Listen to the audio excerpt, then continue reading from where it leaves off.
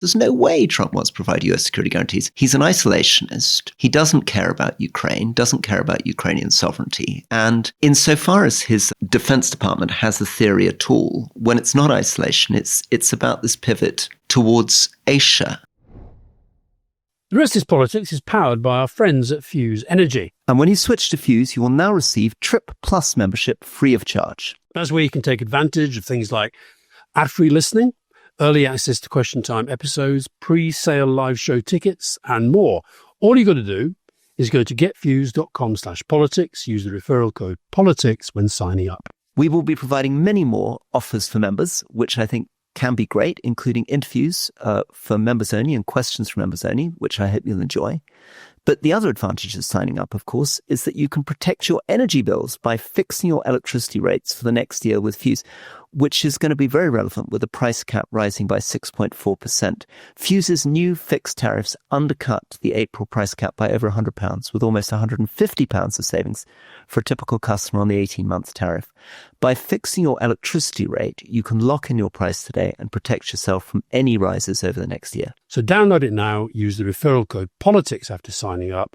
Visit getfuse.com/politics for the terms and conditions and to learn more.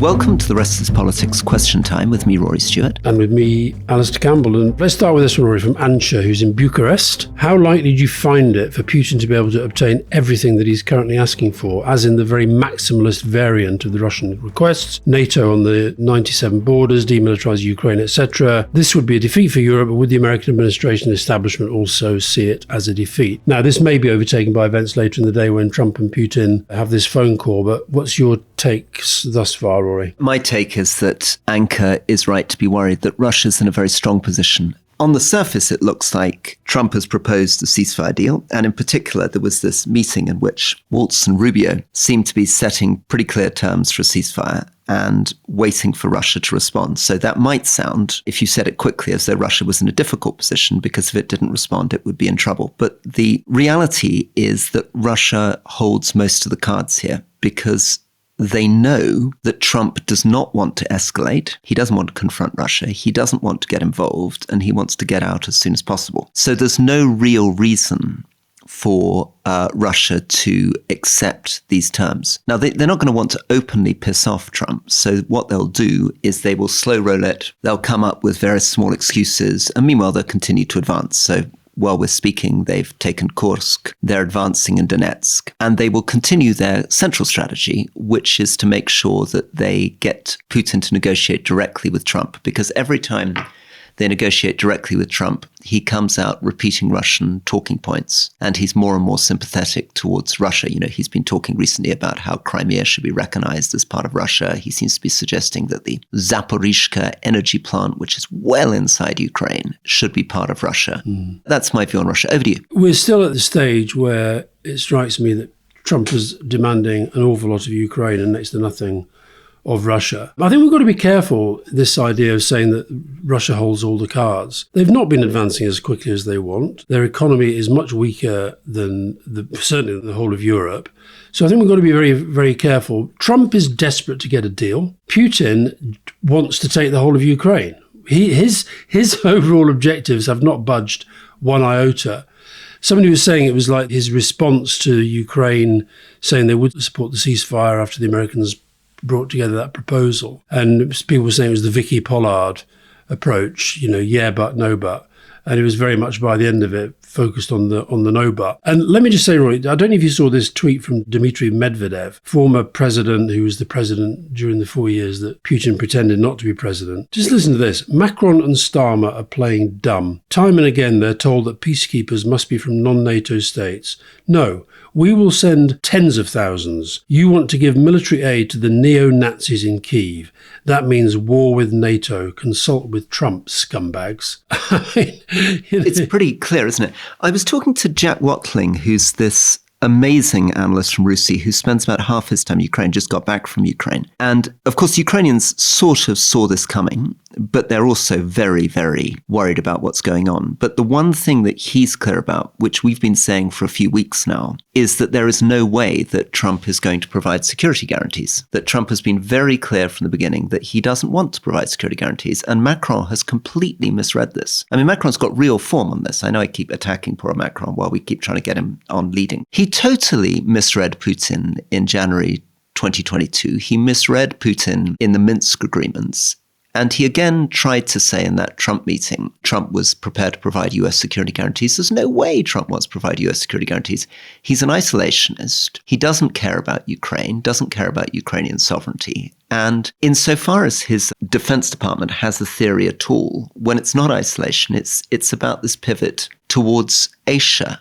And I think all that Trump cares about now is an idea that he's got in his head that the European Union can increase defense spending so that they can buy more American defense equipment, which will save America money in Europe and mean that it'll be good for American manufacturing jobs. And that's literally all he cares about. The point about this call, look, we'll know by the time this podcast is out, we'll have detail of what they discussed and the tone of it. But it's entirely in keeping with the way Trump has handled this so far.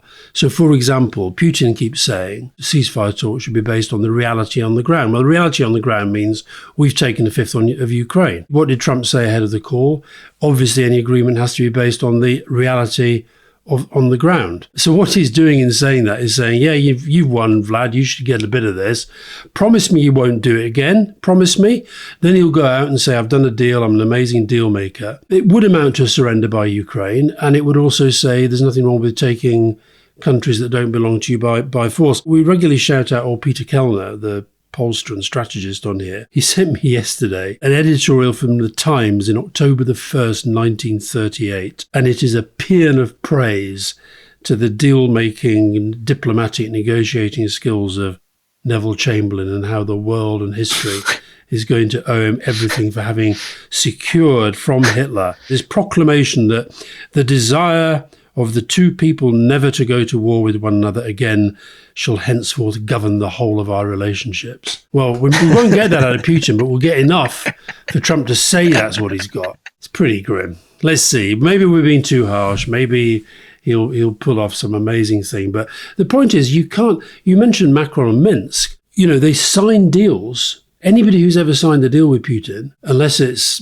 Lukashenko, who signs whatever he's told him to, he goes back on the deals anyway. So Trump really has got to watch it, but I don't expect that he will. Here's the second one, which is a sort of twin, isn't it?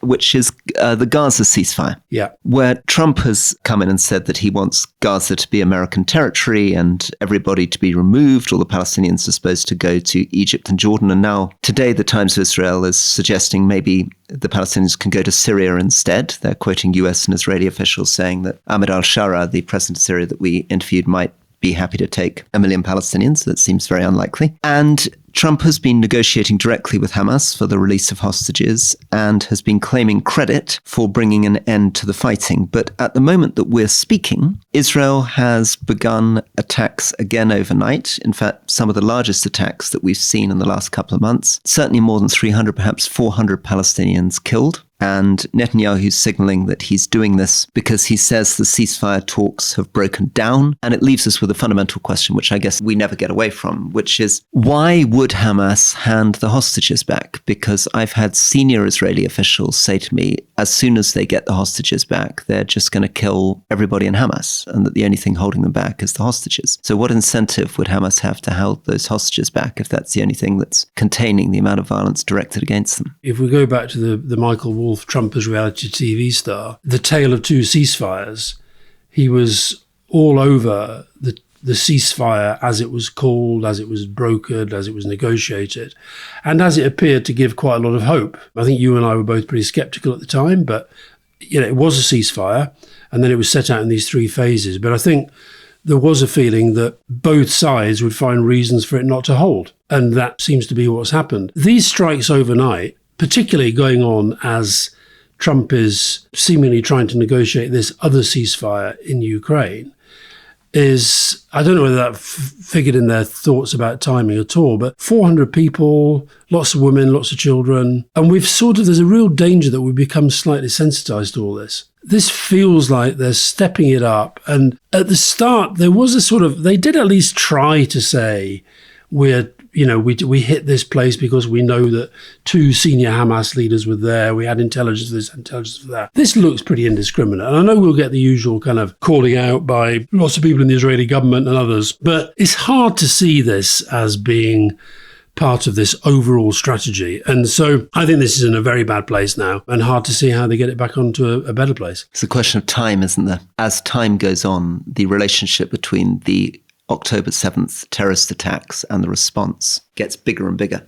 So I had people who were sympathetic towards what Israel was doing 1 month after, even 3 months after, saying that they needed to attack Hamas and that this was about deterrence. But as you move on in time, you're getting into a very strange situation. I was talking to somebody in Israel, and this was 2 days ago, and they were talking about how they feel there is now a very, very dangerous self-deception taking place, that they feel when they're going out in Tel Aviv or Jerusalem, that people are lying to themselves. They're just not acknowledging what is happening in Gaza anymore. That there's a narrative which is very focused on October the 7th still, very focused on the Holocaust, very focused on anti-Semitic acts in the West and graffiti, and that dominates the entire conversation, and almost nobody is talking about the fact that there are well over 40,000 people, perhaps many, many more, being killed just a few miles away from where these conversations are happening. It's a really difficult psychological moment for what was a liberal democracy to try to live through this dissonance, this kind of gap in your head. On the point about liberal democracy, rule of law, institutions, really powerful quote this week from Ehud Barak, the former prime minister. I haven't got it in front of me, but just paraphrasing, he said that Netanyahu's gone completely off the rails. He's trying to get rid of the head of Shin Bet, one of the most important security services, and as I understand it under the Constitution, shouldn't and couldn't do that without the Attorney General's approval, but is essentially going down the Tom Homan route. Tom Homan, this big American guy who's in charge of these enforcements of kicking out alleged illegal immigrants, who is involved in this tussle with a judge. Basically, the judge is demanding to know why, I think it was 200 were sent to Venezuela when they'd been specifically ordered them not to. And Homan was on television saying, I don't give a damn what the judges say. Yeah. There's a read across in that. If America starts to say, we don't give a damn what the judges do, then don't be surprised if you see that sort of approach in other parts of the world. Just to explain very quickly again, for people who've not been following every in and out of this, it's a very strange situation in Israel because what's happened is that the head of Shin Bet has been investigating 2 of Netanyahu's aides under allegations of receiving payments from Qatar. Now, the story normally that Netanyahu's been spinning over the last few months is that he's angry with Qatar because he accuses them of supporting Hamas in Gaza and funneling cash to them. So you'll get a lot of pro-Israeli voices criticizing Qatar. And now it seems as though actually the relationship of his aides to Qatar are closer than Netanyahu would like to admit. But once the investigation starts, he does something that no Israeli prime minister has ever done, which is to fire the head of your internal security service. And we've never done that in Britain. We never fired the head of MI5. And it would be particularly odd to do it at the moment at which they were investigating misconduct by 2 of your own aides. Yeah. Now, let's stay abroad. Eva, please could you talk about the protests in Serbia? Tom, what do you think is behind the student demonstrations in Belgrade? Why is there a Trump hotel planned for the city? What has motivated Donald Trump Jr. to spread falsehoods about who's funding the protests? I mean, this has been going on now for some months, and it's built and it's built and it's built and it's built. We've talked about it before. It was about the collapse of a building project at a railway station, over a dozen people killed, and students without a leader formed a movement, and it's grown and grown and grown and grown. They've now been joined by veterans. They've been joined by different walks of life. And I don't know if you saw any of the coverage at the weekend, Rory. It was huge. There's always a battle of, how many people are on a protest march. But it was in the hundreds of thousands, which for a relatively small country is a lot. And this is putting massive pressure on President Vučić. He's lost his prime minister already, other ministers that have gone. The key question is, will they be able to form an opposition properly? There's this very weird thing that the student leaders, and this is something I've seen in the States too, and maybe a problem with the new politics. Everybody hates politicians so much that they seem to be saying, We're not going to have any political parties here. We're not going to have any European Union flags here. So completely different to Georgia. Georgia, they say, here's a political party, here's an opposition. We've got a very clear request, which is we want elections run again. This is what we want in terms of the law, and this is what we want in terms of the European Union.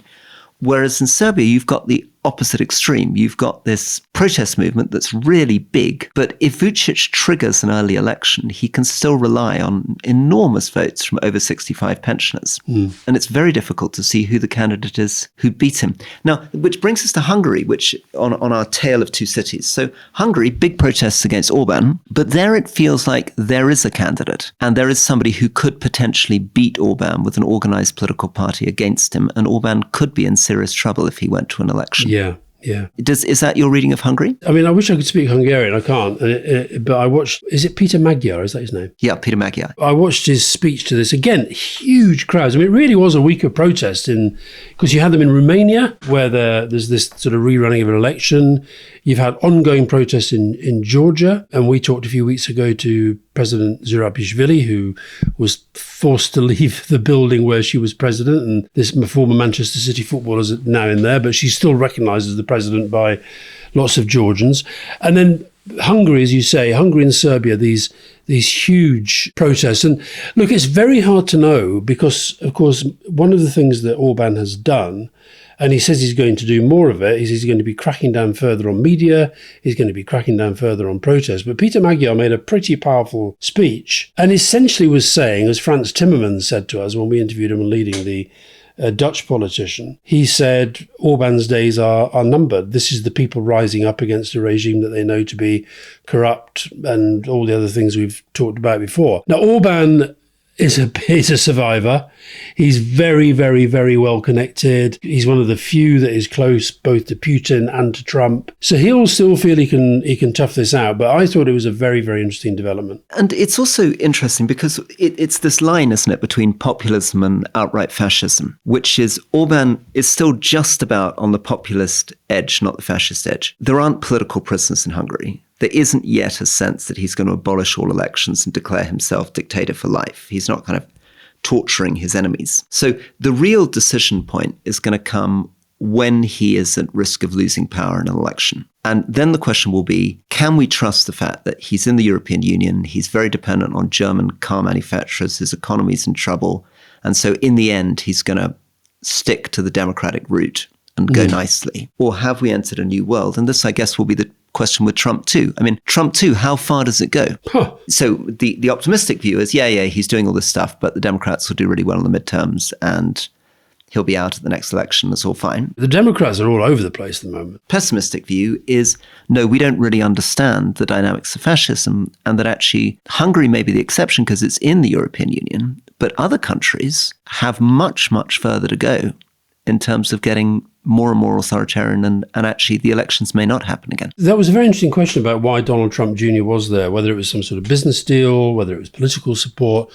But I think the other thing that we're seeing is around the world. I was talking to somebody yesterday who does polling analysis in every country in the world, one of these sort of, they do big thematic stuff. And they were saying that Trump now, in most parts of the world, is a big driver of negativity towards anybody who supports him. One or two exceptions to that. India, he's fairly neutral.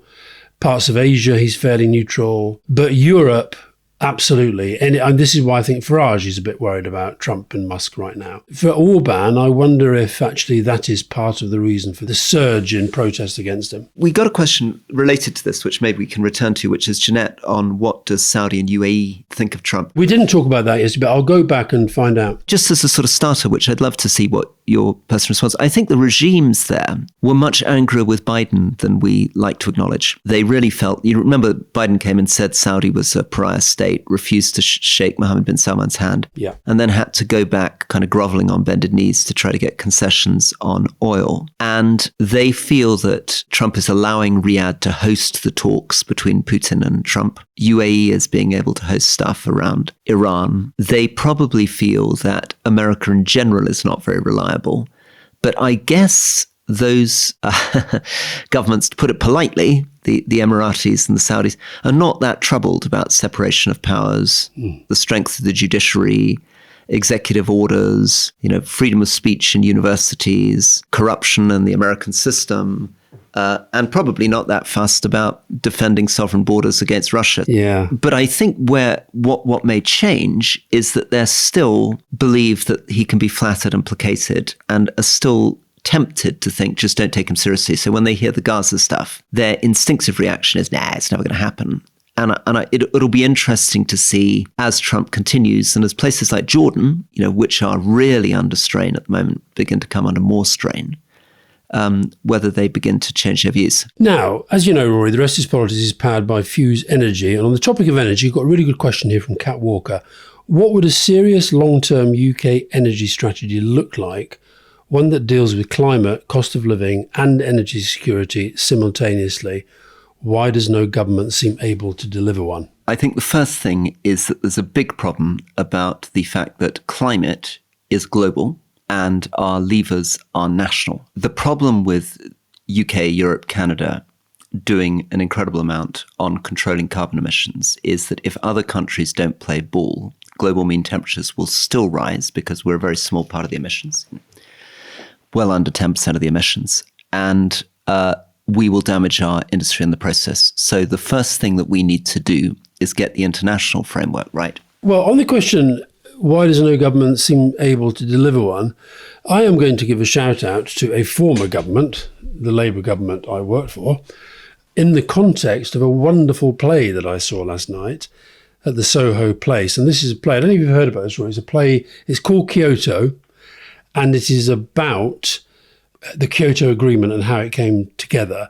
The main character is somebody who'd worked for the George Bush Senior government who becomes an oil lobbyist. And he is desperately trying to screw over those who are trying to get serious timetables and serious targets on fossil fuels. And they tell the whole story over quite a few years, from these summits in Geneva, then Berlin, then Shanghai, then Bonn, then all over the place. And then it comes together at Kyoto. I was quite moved, actually, even though the actor had a beard, because he was, like a lot of these productions, he was playing several characters. But John Prescott comes over as a heroic figure at the end, really driving this thing. Angela Merkel, she was actually the environment minister in Germany for the first COP in Berlin. So, and what it showed was that this goes to Kat's question. You need political will. You need a broad understanding of the facts, and you need political will to see down people who are trying to destroy the arguments that you're making.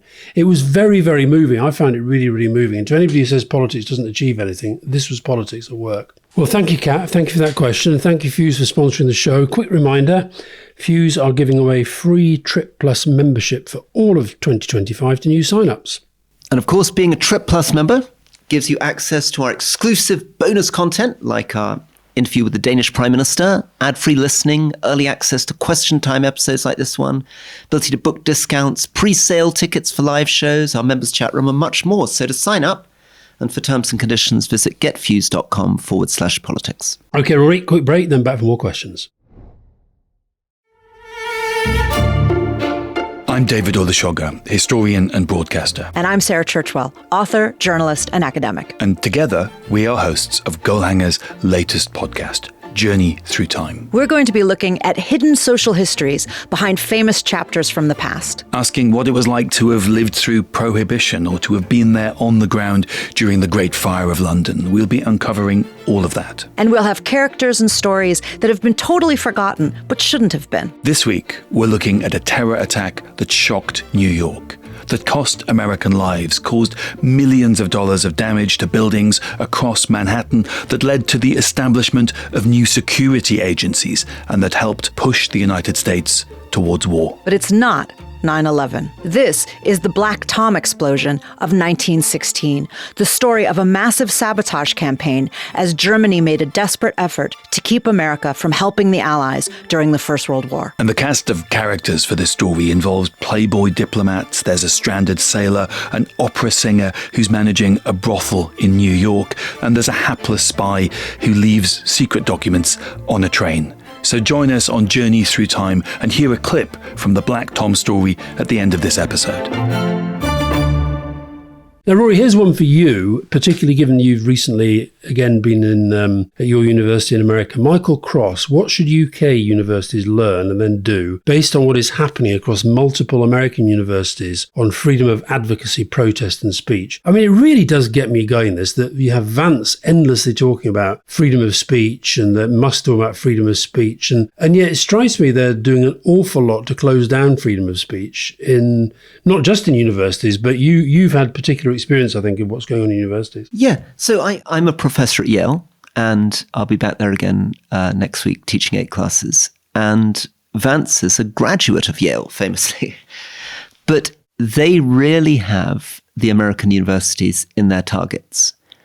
And they've learned quite a lot from Orban. We've talked a lot about this. Actually, Willie Dalrymple's done some interesting things. Our co-Empire Goalhanger podcast had some very interesting interactions with Orban and his group, which we maybe can talk about later. But one of the things they learnt from him is that you can hit universities not just directly through the law, but you can hit them through funding. So they've announced that they're going to be cutting federal funding very dramatically, and then the rules within federal funding, how much you can put to overheads. They've announced that they will look at putting a much bigger tax on university endowments. So, Americans give huge amounts of money to these universities.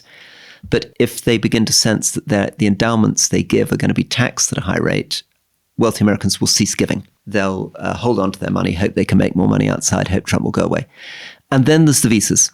So a Brown University professor has had her visa refused on the grounds of material apparently she had on her phone, which seemed to be sympathetic towards Hezbollah.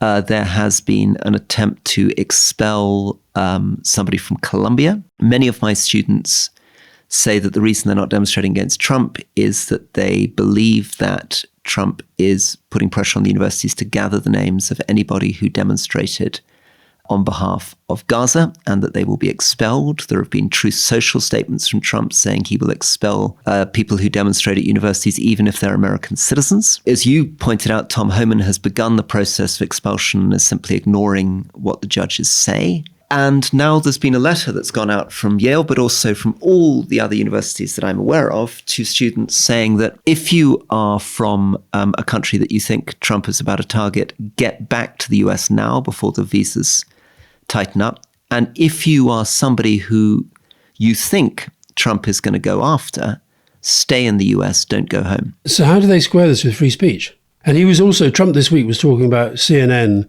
and MSNBC, talked about them being illegal organizations because they keep criticizing him. How does that square with freedom of speech? Well, I think it isn't at all about freedom of speech, is it? I mean, it's Orwellian speak. They say the absolute opposite of what they mean. So when they talk about protection of minority rights, what they mean is the oppression of minority rights. When they talk about freedom of speech, what they mean is shutting down anyone who disagrees with them.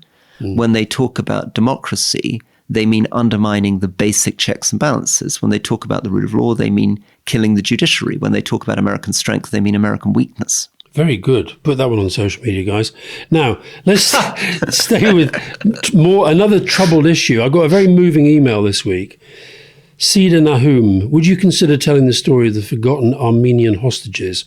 My uncle has been imprisoned in Azerbaijan for nearly 550 days, just ended a 24-day hunger strike. This wasn't a choice made lightly, but a final desperate measure against the profound injustices he and 22 other Armenian Christian prisoners faced daily. Just this week, the European Parliament passed a resolution with overwhelming support urging Azerbaijan immediately to release Armenian prisoners, including my uncle. I looked into this guy. He's a very well-known character, quite wealthy, philanthropist, social entrepreneur, founder of the Aurora Humanitarian Prize. And again, we're back to the point about, we have talked a couple of times about Armenia, Azerbaijan in the past, but we are so focused at the moment on anything to do with Trump that these other conflicts just get slightly squeezed out.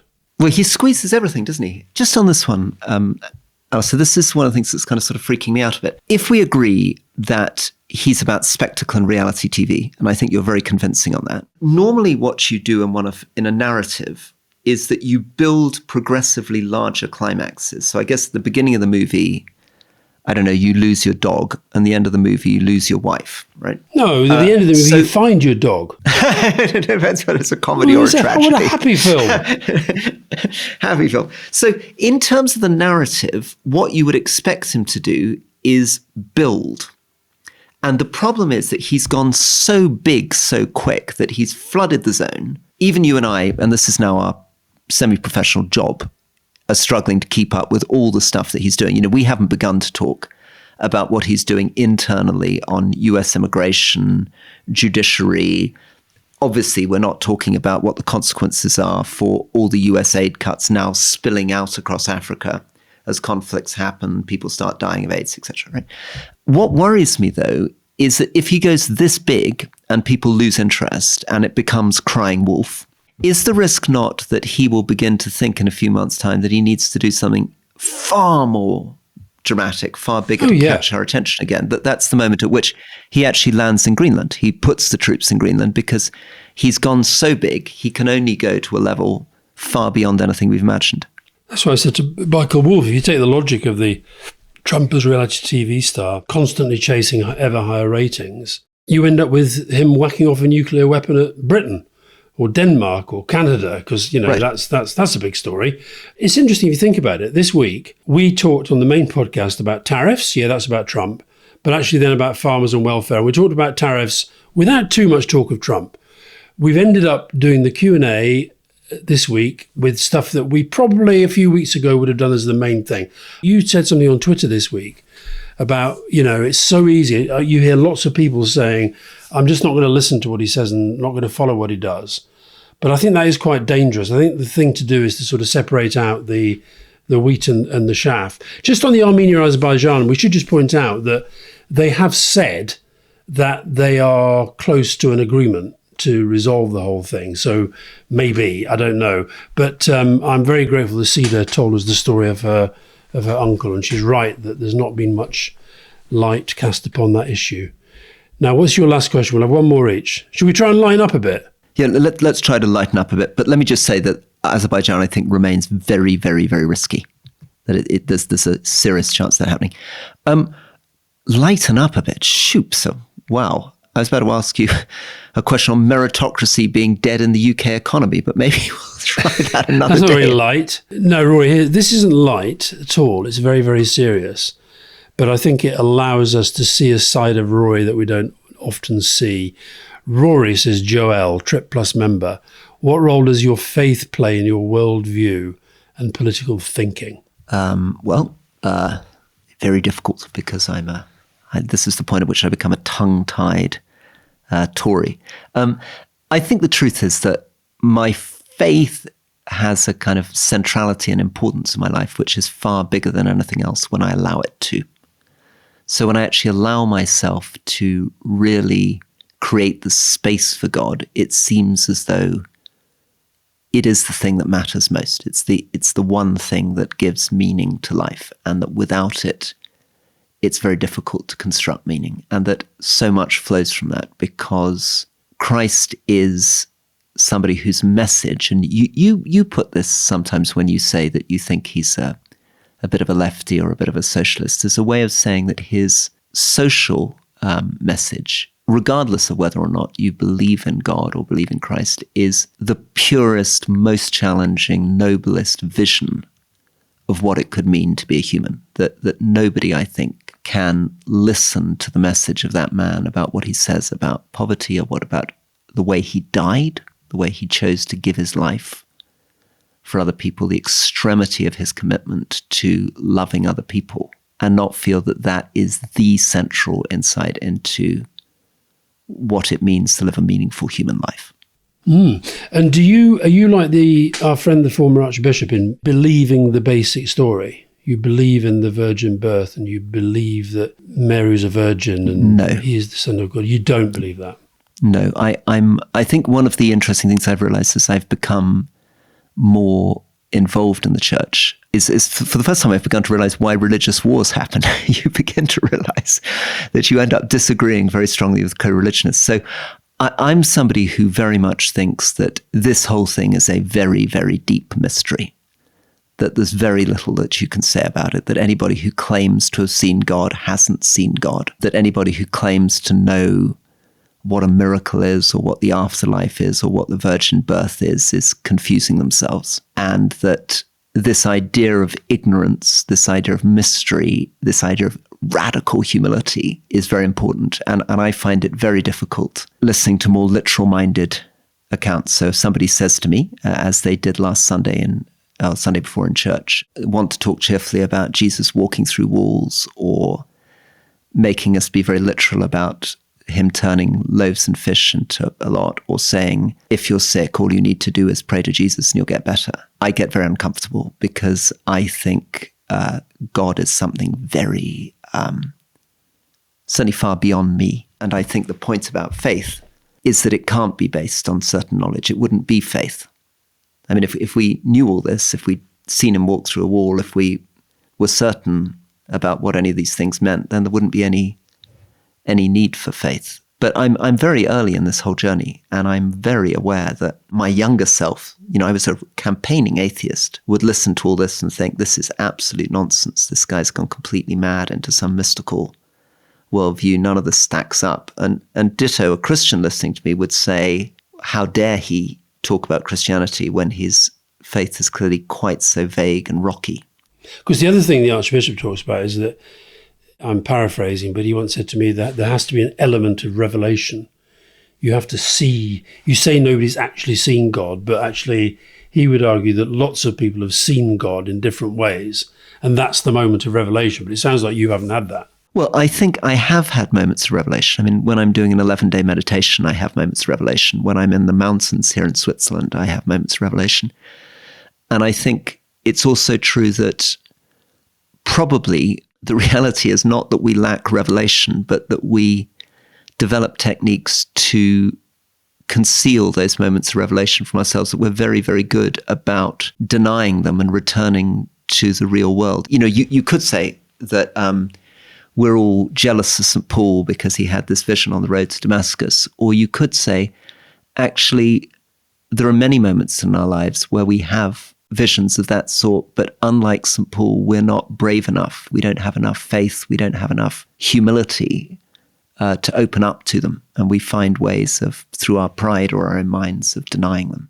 Okay, Rory, I think it's quite hard to get light after that very interesting confession. Consider yourself blessed and forgiven, and I'll see you soon. See you soon, Father Alastair. Bye-bye.